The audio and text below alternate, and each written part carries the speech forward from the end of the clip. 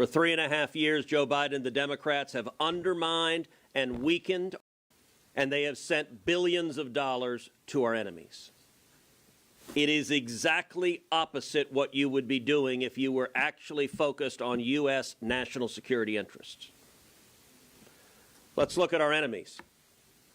Tragically, Joe Biden has been the greatest friend the Ayatollah Khamenei has ever had on planet Earth.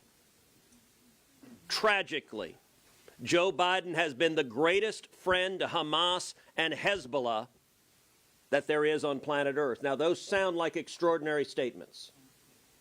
What are the facts? Under the Biden presidency, this administration has flowed more than $100 billion into Iran. $6 billion in ransom for 5 Americans, a policy which many of us said at the time would only lead to more Americans being taken hostage, and we saw tragically on October 7th that proved exactly right. $10 billion in funds in Iraq that the Biden administration wanted to flow to the Ayatollah, and then over $80 billion in oil. When Joe Biden came into office, the Trump administration, with the active support of all of us, had vigorously imposed oil sanctions and had cut Iran's oil exports from 1 million barrels a day down to about 300,000. The Iranian economy was in shambles. The Ayatollah was on his knees. Joe Biden came in like the cavalry coming to the rescue and immediately stopped enforcing oil sanctions. And what happened? Iran's oil sales went from 300,000 barrels a day to now more than 2 million barrels a day. Every one of those barrels is a gift from Joe Biden and the Democrats. That is over $80 billion. Mind you, this is from the same administration that does everything they can to kill oil and gas production in America while allowing a theocratic Ayatollah. Understand, the Ayatollah chants with mobs, chants death to America and death to Israel. And Joe Biden has said, here's $100 billion. This seems like a great idea. And what happened with that $100 billion? Well, 90% of Hamas's funding comes from Iran. 90% of Hezbollah's funding comes from Iran. October 7th was in a very real way funded by money given by Joe Biden and the Democrats to Iran and Hamas and Hezbollah. And by the way, Biden also sent hundreds of millions of dollars into Gaza, even though many of us said, if you send it to Gaza, it will go to Hamas and be used for terrorism. They knew that. They agreed with that. The Biden administration concluded it was, quote, highly likely the money would go to Hamas for terrorism. You know what they did? They waived the anti-terrorism laws and said, send it anyway. Where are we now? Where we are now is the Biden administration is sending money right now to Gaza. Many of us said if you send the money to Gaza, it will be seized by Hamas. What happened? The first shipment came in and boom, immediately seized by Hamas, exactly like we said. But they're combining it with blocking weapons to Israel. The Biden White House has been the most anti-Israel administration this nation has ever seen. Literally from day one, the Biden White House has been undermining Israel at every step of the way. When October 7th happened, when Hamas death squads were murdering 1,200 innocent civilians, were raping women and little girls, while the attacks were happening, the Biden State Department sent out a tweet at 3 in the morning saying Israel must not retaliate. There should be no military response. That tweet was disgraceful. I called it out at 3 in the morning, and they deleted the tweet within minutes. The next day, Tony Blinken, the Secretary of State, sent another tweet, said, I just talked with the Turkish foreign minister. We agreed Israel must not retaliate, must not strike back. I called that tweet out again. They deleted it again. Where are we today? Well, yesterday, Joe Biden said, quote, I made it clear if Israel goes into Rafah, I'm not supplying the weapons. We're not going to supply the weapons and the artillery shells. Now, I will point out Joe Biden and the Democrats lied to the American people on the supplemental funding bill.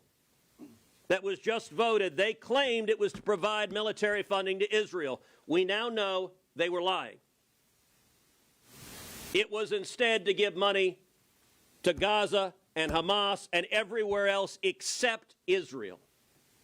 We should have sent this military aid 6 months ago. 6 months ago, many of us went to the Senate floor to force a vote on emergency military aid in November, right after October 7th. Every single Democrat voted no. It was a straight party line vote. A final observation. What Joe Biden is doing is not new. He has spent decades attacking and undermining Israel. Yes, it is true the radical left wing of the Democrat Party, the pro-Hamas wing of the Democrat Party is on the rise, is on campuses, and the Democrats are terrified of them. All of that is true. Yes, it is true they're terrified they're going to lose Michigan unless they give in to the pro-Hamas wing of the Democrat Party. But understand these sentiments are not new for Joe Biden. In 1982, when, by the way, I was 11 years old. You're young. There you go, Ted. In 1982, Joe Biden was a senator from Delaware, and he confronted Israel's Prime Minister Menachem Begin during his Senate Foreign Relations Committee testimony. And you know what Joe Biden was doing in 1982? Same damn thing he's doing in 2024. He threatened to cut off aid to Israel in 1982. And Prime Minister Begin responded as follows, quote, "Don't threaten us with cutting off your aid. It will not work. I am not a Jew with trembling knees. I am a proud Jew with 3,700 years of civilized history. Nobody came to our aid when we were dying in the gas chambers and ovens. Nobody came to our aid when we were striving to create our country. We paid for it. We fought for it. We died for it. We will stand by our principles. We will defend them. And when necessary, we will die for them again, with or without your aid." Even though Joe Biden wants to abandon Israel, and even though the Democrats in the Senate and House apparently support him in wanting to abandon Israel, America does not, and we should not let him. We should stand together and say, America stands united with Israel, and Hamas should be utterly destroyed. Roger. All right. Amen. Damn, he's good. I want to pass the plate. He is really good. Senator Cruz, what that reminds me of is I keep calling Joe Biden's national security policy his schizophrenic national security policy, and you hit on a lot of the points. Senator Graham, I'm honored to stand in this foxhole with you, and never been more honored to stand with these group of soldiers here fighting for the safety and well-being of Israel. You know, I've often said watch what Joe Biden and the Democrats do. Don't watch what they say, watch what they do. This is Senator Schumer, November 14th on the National Mall. I quote him, "We will not rest until you get all the assistance you need. We will not rest until you get all the assistance you need." Several hours later, we had a vote where they tabled standalone funding for Israel. As a matter of fact, 6 times the Democrats have voted against standalone funding for Israel. I would ask Leader Schumer, where's his outrage today?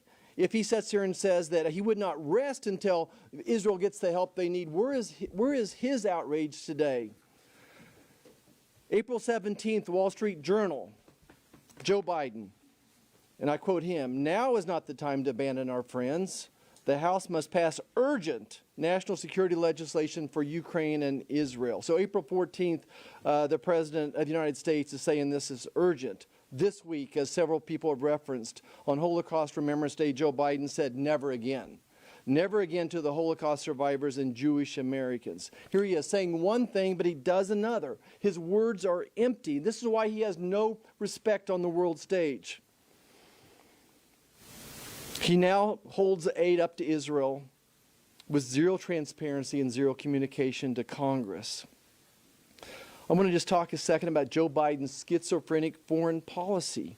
This is what makes him so very weak, and why our enemies don't fear us and our allies don't respect us anymore, because he has a schizophrenic policy. He says he wants to help Israel, but he's bowing knee to a handful of votes in Michigan. He can't thread this needle. He's putting political aspirations ahead of sound national security policy. That's why it seems schizophrenic to me and to many Americans as well. At the end of the day, we don't know where Joe Biden stands. I don't know where he stands on this issue. He says one thing, he does another. Does he stand with Israel, or does he stand with Hamas? Does he stand with the anti-American protesters rioting across Americans' college campuses? All of his actions are saying that he stands with Hamas. Again, I'm honored to be up here today, and I just want our friends in Israel to know, as for me and my family, we're standing with Israel. Thank you. There are only 49 of us, so there'll be an end to this.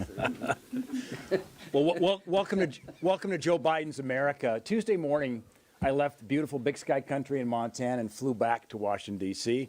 I landed at DCA. My staff picked me up, and we were on our way to see George Washington University. I walked on that campus. I stood in front of the statue of George Washington.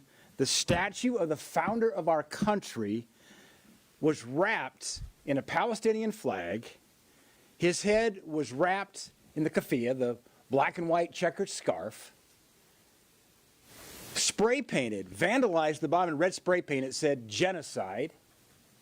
And then there was a whiteboard leaned up against the bottom of the statue. Now, keep in mind, this is ground zero of the pro-Hamas encampment. So as I'm looking at the statue of George Washington, I'm seeing tents as far as you can see with this pro-Hamas encampment. And on that whiteboard, it said, "No Zionism." Later that day, and by the way, when I was on campus, I chatted with some of the Jewish students, one of the rabbis there, as they are afraid to even walk on their campus. Yet later that night, these pro-Hamas protesters went to the university administrators and the president's home and called for the beheading of some of the administrators and leaders at GW. I didn't think I'd live to see the day of this going on in our university campuses. Joe Biden did nothing. And then the lethal aid that Joe Biden said he wanted to provide Israel, it's now on hold. Why is it on hold? To appease his liberal base in places like Dearborn, Michigan, because Joe Biden's in trouble in Michigan. This is not going to help Israel win the war. It's not going to help to get our hostages home. Mr. President, Afghanistan was bad enough. Now you're going to leave more Americans stranded and in the hands of terrorists. Every single Democrat should be standing with us at this moment, condemning the president's remarks and pleading with him, demanding he reverse his course. The choice is very simple. There's a moment of moral clarity needed in American history at this moment of this hour. It's simply this. You are either for Israel or you're for Iran and their desire to exterminate Israel and Jews around the world.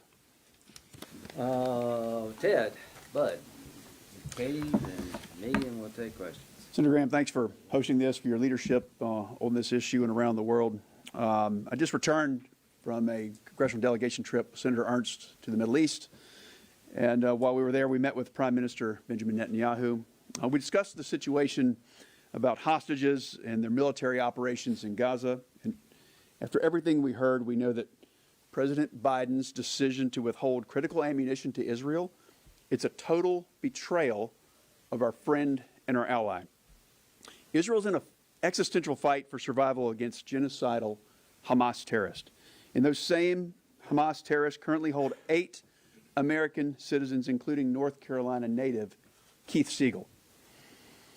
The best way that we can bring them home, it's by increasing pressure on Hamas. But by withholding lethal aid, President Biden is signaling to Hamas that it's okay to hold out and to continue their campaign of terror. So the bottom line is this. President Biden is making it harder to bring these hostages home. And the ultimate absurdity of this decision by President Biden is that the administration is withholding precision-guided munitions. Senator Risch spoke about this earlier, because the Biden administration is actually making civilian casualties more likely. But at the end of the day, we know what all of this is about. For President Biden, this is about November elections. And I know firsthand that President Biden is overruling his own national security team, and he's letting a few radical activists on his staff dictate our foreign policy. He's just too weak to say no. President Biden is putting politics over our friends and allies, the Jewish people, and our friends, the American hostages. This is one of the most shameful displays that we've ever seen from a U.S. president. It telegraphs to the world that the U.S. is not to be trusted. We deserve better. Thank you. I want to start by thanking Senator Graham for your leadership on this and so many important issues. You know, as I stand here listening to all of my colleagues make such incredible points that somehow this administration continues to miss, I can't help but think they also continue to miss the opportunity to learn from history. As we heard Senator Daines talk about what's happening on our college campuses, talking about the lack of enforcement of Title VI, this administration refusing to protect our Jewish brothers and sisters as they want to go to class, they want to eat peacefully in dining halls, be okay in their dorms. I remember that discrimination upon race, denigrating someone upon race, blocking someone from a classroom wasn't okay in the 1960s. Do you hear me? And it is not okay today. This administration needs to stand up and stand against anti-Semitism. What else they're failing to learn from? I mean, yesterday we celebrated 79 years since VE Day, the victory there in Europe, liberating Europe from Nazi terror. Earlier this week, we honored those 6 million Jews that died in the Holocaust. We're at a place in this country, a Harvard-Harris poll just came out, where it said between the ages of 18 and 29, 1 in 5 of those individuals don't believe the Holocaust even existed. And on that note, I think it's important that we continue to tell the story of October 7th, because somehow that has gotten lost. Senator Graham led a delegation to Israel. We sat across from Israeli leaders. We watched the footage, the horrifying footage of those Hamas terrorists with the GoPro cameras strapped to their heads and their chest. When we talked to the Israeli officials, we mentioned 9/11, and they said, yes, it's similar, but I want you to understand why it's different. You were able to wake up on September 12th and tell your kids that the perpetrator was oceans away.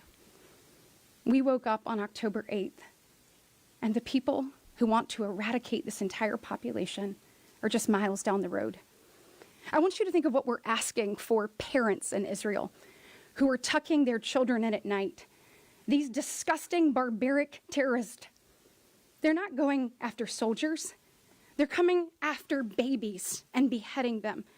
We watch them rape women. We watch them pull Holocaust survivors from their wheelchair. We watch them burn parents alive in front of their children. This is what we are up against. You cannot, in good conscience, ask parents to tuck their kids at night without believing that Israel can move forward and eradicate Hamas. There are still 4 battalions in Rafah. So understand what that means for the innocent people of Israel. We must do more. Never again is now. And I urge the President of the United States to not be the very first president to not stand with Israel. They are our greatest ally, and they deserve us to stand shoulder to shoulder with them as they fight the evil that is Hamas. Well, thank you all. So real quick, let's just build up where, Mr. President, reconsider this. It's okay to reconsider and change your mind when circumstance warrant. For over a year, I have been working with the Biden administration and many of my colleagues up here to try to have an agreement between Saudi Arabia and Israel that would end the Arab-Israeli conflict on President Biden's watch. I believe a Democratic president is best positioned to build on the Abraham Accords when it comes to Saudi Arabia and Israel. That would be a major accomplishment. I think President Trump understands he would get his fair share of credit. I have been to Saudi Arabia and Israel 5 times since the war. The goal is to try to bring Saudi and Israel to the table to conclude a deal that would end the Arab-Israeli conflict, isolate Iran, and find a better, hopeful future for the Palestinians through direct negotiations with Israelis. I am still committed to that. Mr. President, if you do not change this policy, you will have destroyed the last best chance to deliver lasting stability in the Mideast for generations. Saudi Arabia is watching. Would you, as a nation, sign a defense agreement with the United States knowing what we have just done to Israel? Is signing on the dotted line with the United States in a mutual defense agreement equivalent to outsourcing your national security to the United States? That is the message you're sending. Israel's being asked to turn the war fighting over to the United States. Let us plan how to do this, not you. That is a huge mistake. Number one, I trust Israel more than I trust Austin. He still said Afghanistan withdrawal was a good idea. Bottom line, there's a lot at stake here. I think the region and the world is going to second-guess future relationships with us, Mr. President, if you don't change your mind. Finally, is it right to give bombs to Israel in these circumstances? I think the answer is yes. I want to define the problem Israel faces. Hezbollah is a terrorist organization that has over 100,000 weapons pointed at Israel. They're Shiites. They're in Lebanon. They actively attack Israel regularly. Hamas is a terrorist organization that is dedicated to the destruction of the Jewish state, not helping the Palestinians. Their charter is not to bring about a better life for the Palestinians, but to destroy from the river to the sea all the Jews. And this is what they said after October the 7th. We're not ashamed to say this with full force. We must teach Israel a lesson, and we will do this again, again, and again. This is the spokesperson of Hamas after October 7th telling Israel, we're coming for you again, again, and again. Now, what is the proportional response to that? I want you to ask every Democrat and Republican, were you okay with using 2 nuclear bombs against Japan to end the war? Was that proportional? Were you okay with the firebombing of Dresden to break the backs of the Nazis? What is the right response to a group that rapes your women, puts your babies in an oven, and threatens to do it again? Drop bombs if you have to. So you got Hamas, you got Hezbollah, and the biggest Satan of all is Iran. In 1 week, Israel was attacked by Hezbollah, Hamas, and Iran. 300 rockets and missiles launched from Iranian territory to the state of Israel. In 1 week. What is the proper response to 3 organizations dedicated to killing all the Jews if you're a Jew? What's the proper response 80 years after the Holocaust to make sure you don't have the second Holocaust? To fight with all your might. And here's what I want to say about the IDF. I've been there like all my colleagues. They're doing their best to restrict civilian casualties, I think. Here's the enemy. They're doing their best to make sure Israel kills as many Palestinians as possible. They have command headquarters under a hospital. I've been a military lawyer all my life. Hospitals are not legitimate targets unless you make them. They put weapons in mosques. They store weapons in schools. They fire rockets at Israel from apartment buildings. They're doing all they can to increase the cost of killing terrorists. For this very reason, the world will break. they could give a damn about the Palestinian people. They're religious Nazis on a quest to kill all the Jews. The last time somebody did this was Adolf Hitler. He wrote a book. Nobody believed him. President Biden, the enemies of Israel are dedicated to the destruction of Israel. Withholding weapons makes it very difficult, if not impossible, to get American hostages back and Israeli hostages back because you're incentivizing bad behavior. Withholding weapons makes Iran stronger, not weaker. Withholding weapons in the most just war since World War II makes Saudi Arabia more doubtful. The consequences of this decision, Mr. President, are going to change the region and the world for all the worse. I'm asking you, I'm pleading with you, change course. Give Israel the weapons they need to finish this fight, and I'll tell you what Israel is going to do with Rafah. They will go in and destroy these battalions. How they do it is subject to negotiation. But what I fear is this decision to withhold weapons has made the likelihood of going in Rafah greater, not less. It's going to make it longer, not shorter. And the consequences of bringing real change to the Mideast are fading with every passing day. Mr. President, if you can summon the courage to say we're going to give Israel the weapons they need, I think we can get the Saudi-Israel deal back on track. I think you'll have all the critics up here behind you applauding. And what do we want? We want Israel to survive and thrive. We want Hamas destroyed. We want the Palestinians to have a better future. That only happens when you're unequivocal. Now's the time, Mr. President, to send a message to all the bad guys. We're with Israel. Now's the time, Mr. President, to reinforce all the rhetoric you've been saying for the last 6 months. On October the 7th, things changed forever. This is Pearl Harbor and 9/11 for Israel. Our nation felt it was appropriate to drop nuclear bombs on 2 cities to end a war we could not afford to lose. I believe it's appropriate for Israel to have the weapons to destroy Hamas, to make sure we never have to do this again. Here's what Bibi said. Never again is now.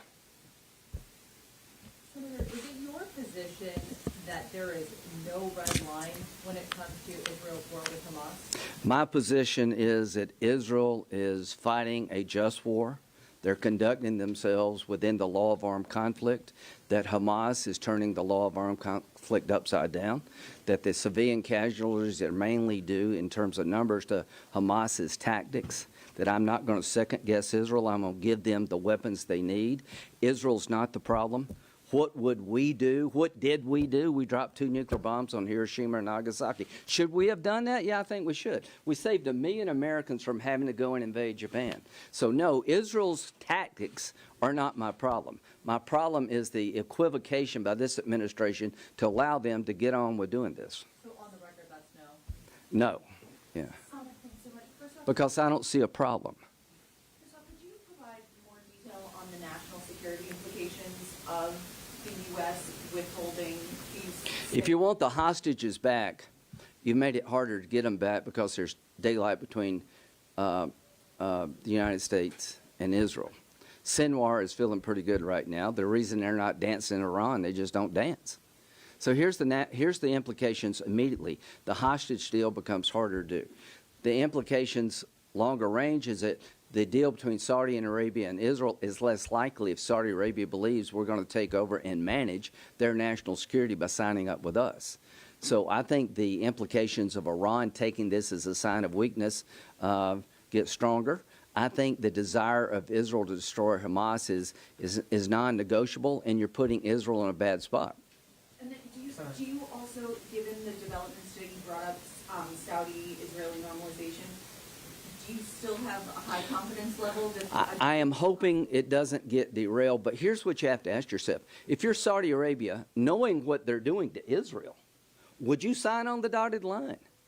Knowing that they may come a day when you're in a fight for your life against maybe the Houthis or the Iranians, and all of a sudden we show up saying, no, you can't do this, you can't do that. All I can say, folks, if somebody had told us, you're doing too much to destroy Germany and Japan, after what they did, it would have fallen on deaf ears. Israel's trying to lower civilian casualties. Hamas is trying to increase civilian casualties. Therein lies our problem. Senator, given that there have been Don't see any? thousands of civilians that have died, Yeah. do you think there should be no lever at all for the administration to try to prevent American weapons being used in attacks that even unintentionally end up killing innocent children or I think Israel is in a fight for its life. That the reason so many Palestinians have been killed is because Hamas has command centers under hospitals. Hamas uses the Palestinian people as human shields. Don't reward their behavior. What you're doing is you're saying Hamas has put Palestinians in the crosshairs of Israel, so stand Israel down? That's the dumbest thing I've ever heard in my friggin' life, is that you tell the person who's about to be wiped off the map, you got to slow down because your enemy is making it hard on the Palestinian people to survive because they choose to put them in harm's way. That is ass backwards. I'm going to add one thing, is that the blood of every person dying is on Hamas's hands. And I think to Lindsay's point is that Israel has done everything they can to minimize collateral damage and civilians dying. Even recently, trying to get people out of Rafah and moving them to out of harm's way as well. But what type of a soldier or warrior hides behind women and children? Come out and fight. And one thing I also want to add, Lindsay, is Hamas and Iran just don't want death to Jews. They want death to Americans too. Yeah. Right. I left that out. Yeah. That's it. Well, and let me add a couple of things. There are a series of questions saying, like the opening question, should America draw a red line? The premises of all of these questions are wrong. Israel does not want to kill even a single civilian.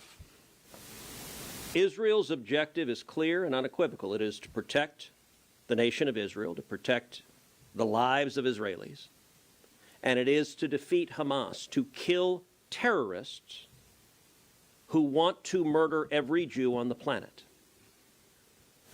All of the questions, doesn't the Biden administration need to step in and stop the Israelis? No. Their objective is to kill 0 civilians, and there is no military on the face of the earth that does more to protect civilians, to avoid civilian casualties, than the Israeli military. They do things like, if they're going to drop a bomb, if they have intelligence that Hamas terrorists are in a building, they're going to drop a bomb on the building, they will do something like send a dud bomb first that lands on the ceiling of the building, doesn't blow up. And they do that so that the civilians can get out. Israel sends texts and cell phone calls to the civilians saying, we are going to attack here because Hamas is there. Get out. Leave. Save yourself. You know what Hamas does? Hamas says, stay. We want you, the Palestinian civilians, to die. I authored a resolution in the Senate, bipartisan resolution the Senate adopted 100-0, condemning the use of human shields as a war crime, condemning Hamas's use of human shields. I also authored sanctions for anyone that engages in the use of human shields. You know how many Hamas terrorists Biden has sanctioned for using human shields? None. What is Biden doing? He's sanctioning Israel. The entire premise, and contrast that to what Hamas does. On October 7th, Hamas did not launch a military attack on Israeli soldiers. That would have been bad, but it at least would have been something recognizable as war. Attacking soldiers of a nation falls within the contours of warfare. That was not October 7th. October 7th, Hamas death squads went into civilian areas, a kibbutz, people who are farmers. They were looking for civilians, and they were killing them for one reason, because they were Jews. Going door to door to door. It's the worst mass murder of Jews in a single day since the Holocaust. They killed elderly people. They killed toddlers and infants. We've watched the videos. When you see terrorists playing soccer with the head of a Jew they just beheaded, when you look at how they sexually abuse, violently rape little girls, women, mutilate them, they are disgusting. You want to vomit when you see the videos, and we've watched them because we have a responsibility. Why? Because they're knuckleheads who insist it didn't happen. And so we should be standing with Israel unequivocally. You asked, what are the national security implications of this? America is at a greater risk today than we have been at any point in modern times. We have a higher risk for a terrorist attack today than we have at any point since September 11th. You combine that with the Democrats' open border, 11 million illegal immigrants flooding into this country while Iran and Hamas and Hezbollah have called for global jihad. It is only a matter of time before we see mass murder here, just like played out in Israel, just like played out in Russia, just like played out in New York City on September 11th. All of the questions, don't we need to stop the Israelis from killing civilians? They are doing everything humanly possible to prevent killing civilians. And I want to make one final point on this. The enemies of America are emboldened. Iran is emboldened. Hamas is emboldened. Hezbollah is emboldened. Communist China is emboldened. Russia is emboldened. Venezuela is emboldened. North Korea is emboldened. What are the national security consequences of this? Today, because of Joe Biden's weakness and appeasement, the odds of China invading Taiwan have risen markedly. Because Xi is looking at this saying, oh, this administration is so weak, they'll tell Taiwan, hey, we won't give you weapons either. Chinese go on and invade. I want to finally underscore a very important story that broke last weekend. It came from Politico. And it was a story that says the funding for the anti-Israel, anti-Semitic, anti-American protests occurring at universities across the country, much of the funding came from Joe Biden and the Democrats' biggest donors. And here's who Politico identified. Politico identified George Soros, the Rockefeller brothers, Bill and Melinda Gates, and the Pritzker family, which collectively have given millions and millions of dollars to Joe Biden and to Democrats. Just about every Democrat in the United States Senate has cashed tens of thousands of dollars, if not hundreds of thousands of dollars, from those left-wing gazillionaires. Tell you a question every one of you ought to be asking every Democrat, including Joe Biden, are you going to give back the money? Are you going to give back the millions of dollars you took from the people funding these anti-Israel, anti-Semitic, anti-American protests? And if you're not, if you're going to keep cashing the checks from the people paying for the protesters that are threatening Jewish students, threatening their safety on campus, then you stand with what they're funding. It's a simple and basic choice. What is happening on campus is happening because the Democrat base wants it to happen. And what Joe Biden is doing is he's encouraging Hamas. Hamas saw that statement and celebrated. And you know what? If you're a Hamas terrorist, you know what you say? Keep fighting. Yeah. Keep fighting. You know what? We've now got Joe Biden coming to the rescue. He's going to cut off the Israelis' weapons. Let's keep fighting. We can kill more Israelis. Final question. No, I want to ask a final question. I want to ask a final question. We got two more after he asked himself the question. Why isn't there a single Democrat here? I want you to pause and ask. There are 51 Democrats in the United States Senate. Is there not one of them who's sitting there saying, wait, Congress just voted. They said they were voting to send billions of dollars of military aid to Israel. They lied. By the way, some of us said at the time, they're lying. They're not going to do this. They want to give money to Hamas, but they're not going to give it to Israel. Some of us said exactly that. But is there not one Democrat with the courage to